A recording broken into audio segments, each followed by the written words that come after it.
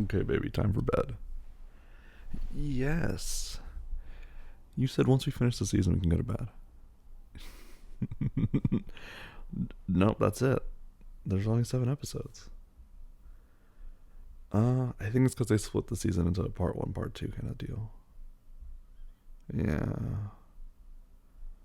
I think season two, or I guess part two, or I don't even know, volume two, whatever they want to call it. I think it's coming out on July 1st. Yeah, I know. It's so long. It's so long to wait. Um, I liked it. I think I liked this season. I don't know. It's hard. I don't know if this is my favorite season. It's a good season. The episodes are really good. They're like all like mini movies. Yeah, they have like long run times, like an hour 25, hour 37 kind of. Yeah. It really feels like the Duffer Brothers are having a lot of fun this season. Yeah, like think about how much resources you have to shoot. Yeah, shooting like basically 6 mini movies. That must be so much fun. Yeah, and in the style you want to shoot it too. Oh, what a dream. I don't think this is the final season. I think there's another season. I think this is season 5 after this. I have no idea if they're gonna like split. Maybe it's gonna be a movie. Maybe it's like a Arrested Development thing. Like they want to go for 6 seasons in a movie. I don't know. Part of me feels like having a Stranger Things movie doesn't make a whole lot of sense. Well, because each of the episodes are basically a movie in length and runtime. So like, what would you know? Usually shows that want a movie like that are shows that have 30-minute, 45-minute runtimes. Yeah, like Breaking Bad had El Camino, which it just felt like a very long Breaking Bad episode, really. Yeah, I feel like that paradigm's been broken. Yeah, the desire for television to like cross over into movies. Feels like television's the better medium to work it anyway. Yeah. Yeah, I agree. I wish some of the stuff that came up this season was brought up earlier. Mm-hmm. Yeah, especially that because we hadn't even heard of him until until this season. Like I just wish a lot of that stuff was in season 1, 2, and 3, like just sprinkled in a little bit more.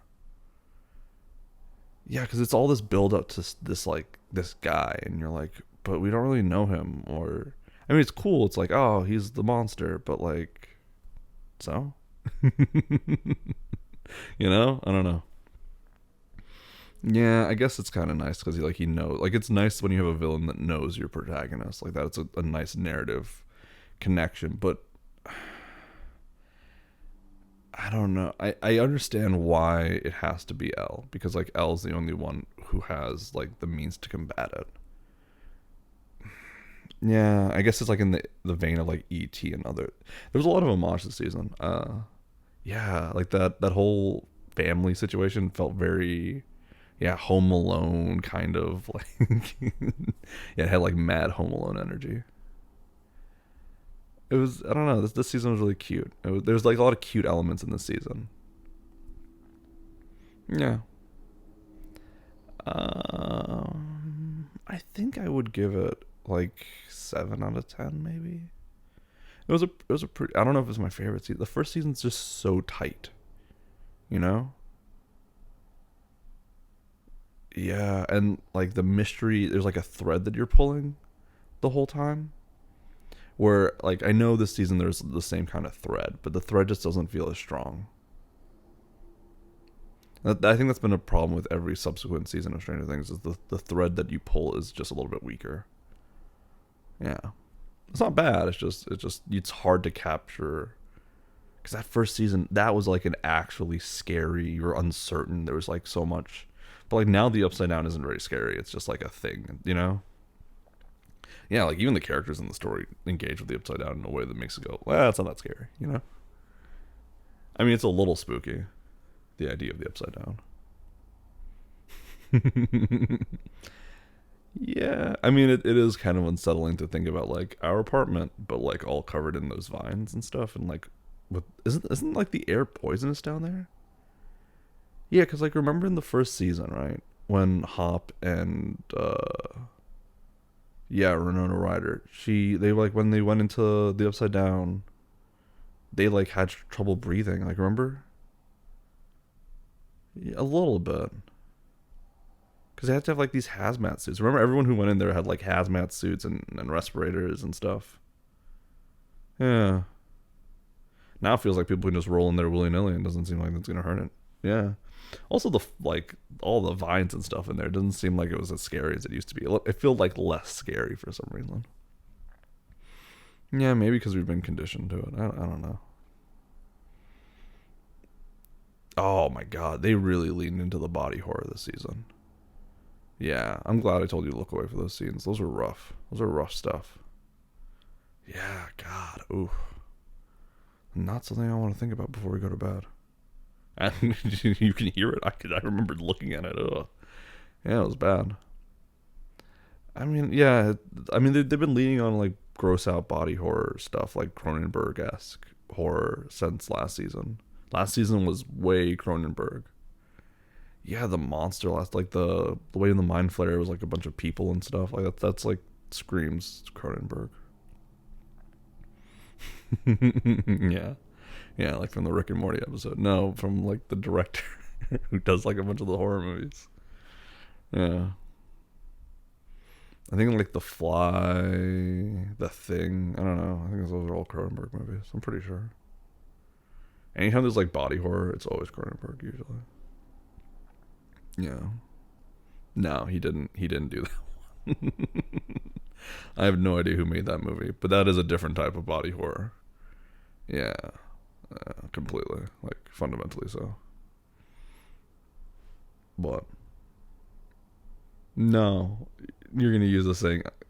I was waiting for it. I was like, oh my god, it's after midnight. We're watching a spooky show. When is she gonna say, I can't sleep because I'm really anxious about the show we watched? No, let me hear it. I know, baby. Was the show a little too spooky? Was Vecna too scary of a monster for you? Don't worry, there's no Vecna in real life. I mean, there is in D&D, I guess, but like that's not real life, so you're fine. Mm-hmm. And the Upside Down is a completely fictitious place. It only exists in our minds and at Universal Studios Halloween Horror Nights. Those are the only two places the Upside Down ever exists. I promise. Maybe in LA, possibly, or their other place. I think it's in Singapore. I don't know where the other Universal Studios are.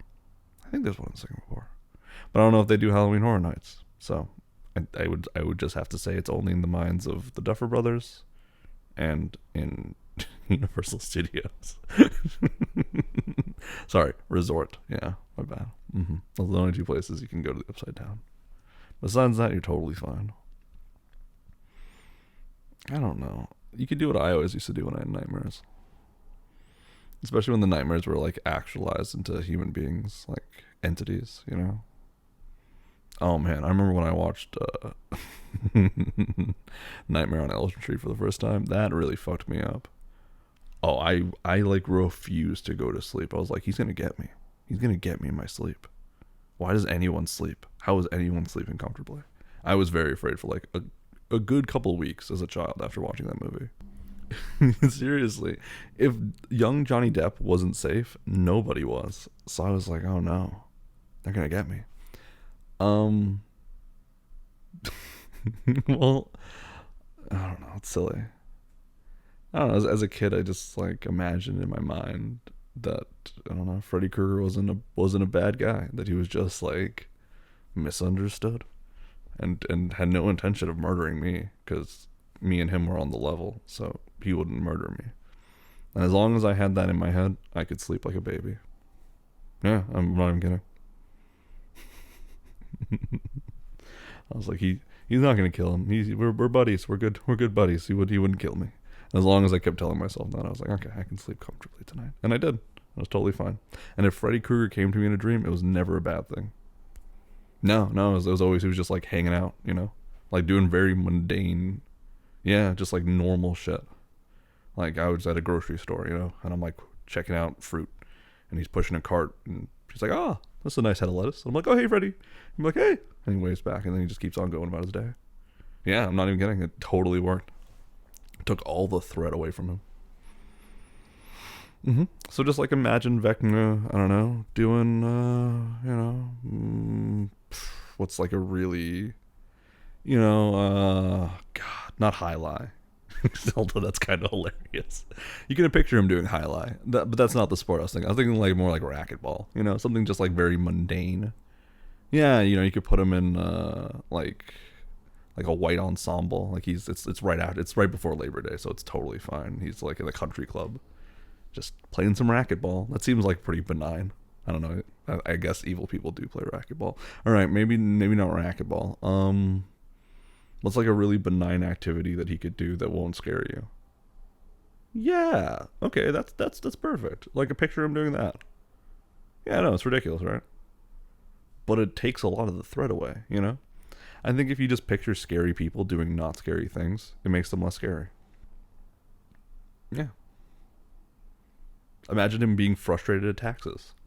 Being like, oh man, I just starred in the Stranger Things show. Ugh, I mean, I was in a different bracket before, but this show blew up. And now he's just sitting there with his accountant. He's like, Vecna, what are you doing, buddy? You gotta, you gotta make your money work for you. And he's like, oh, this is just so complicated.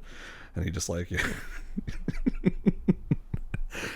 not scary anymore, right? That's not. I mean, the taxes part terrifying, but like him interacting there, that isn't scary. It takes all the threat away. Yeah. I'm telling you, put scary people in not scary positions, and they become a lot less scary. They become funny. And if you can laugh at something, you're not really afraid of it. Or you are, and you're just using comedy to cover for your fears, which maybe is a coping mechanism, possibly. Either way, it works like a charm. Come here, Bubba. It's okay. I promise you won't have nightmares. Well, if you do, you can wake me up. Okay. Yeah. Yeah. There's no way. There's no way to use comedy to get over those things. That's a little spooky. But it's fictional. Can't hurt you. I'm here. I'll protect you. I mean, literally, if the Upside Down is a real place, right? Like, just hypothetically speaking, Joey Harrington, a literal child, was able to fight off a Demogorgon with a baseball bat. I am an adult with a lot more baseball bats. I think it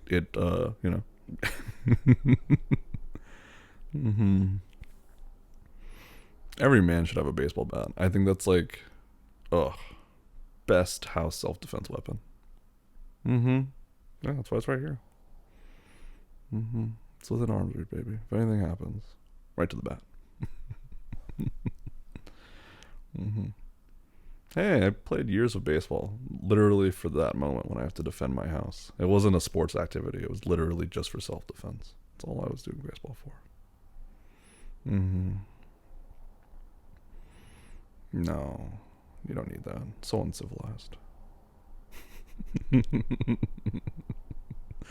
a simpler weapon from a simpler time.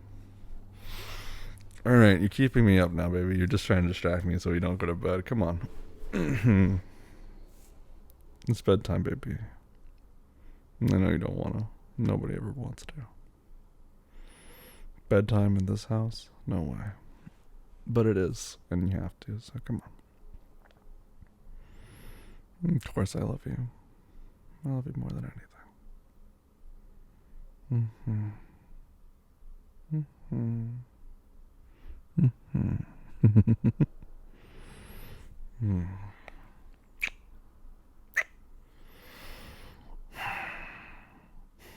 Yeah, see, that's what I thought it was. You're just like, I just need to know how it ends. Yeah, I know. You gotta wait. It's like a month. I know, baby. I'm sorry. Here, do you want me to give you the cliff notes? I think I know exactly how it's gonna end. All right. I won't tell you. Because I'm usually right. And you want me to spoil it for you. Mm-hmm.